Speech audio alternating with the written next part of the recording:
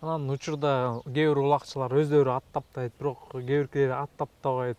Ошондо кандай баа бересиздер? Мисалы кээ биркилер айтат, ушул аттаптабаган үчүн ат урлап, чапкылап, ошондой өздөрүн алып жүрүшөт депчи.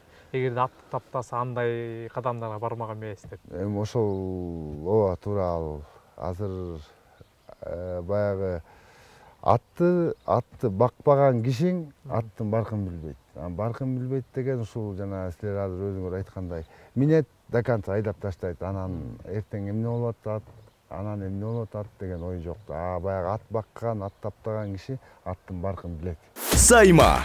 Үй интернети менен телевидение. Секундасына 100 мегабитке чейинки ылдамдык.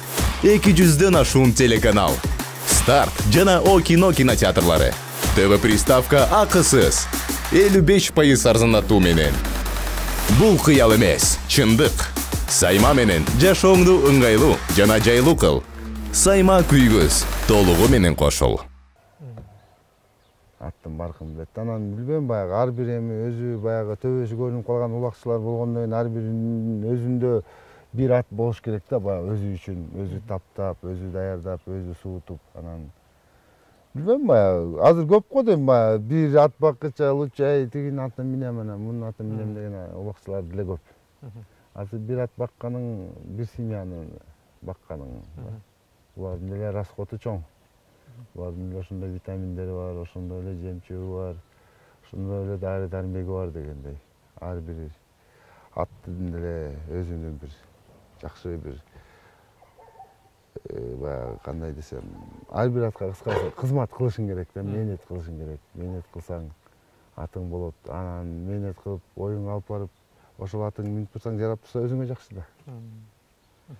Билбейм, анан азыр ат багып минбеген улакчылар деле көп көрөм. Көп эле деп айтсам болот да, өзү багып минбей, ушу улакка барып тигинин атын минем, мунун атын минем деп. Эми баягы доор сүрүп турган балдар ошондой болот экен. Анан убакыт өткөндөн кийин деле ошол улакчылардын деле бирден аткарганга туура келет, кармашат го дейм.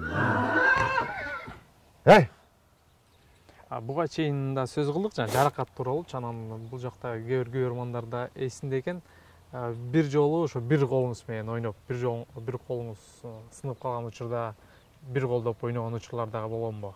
Ооба, ал маалдарда бир кол менен ойногон учур болгон. Ушул убакытта да мына колум мындайдан сынган эле да. Анан булар мында бүгүлчү эмес да. Анан бул жерге эластичный бинтти ороочумун. Анан жана калың перчатка кийип, ушул колум ушунчалык эле болчу да. Анан баягы буяка ороп алганым камчынын сабын кармаганга жараса экен деп.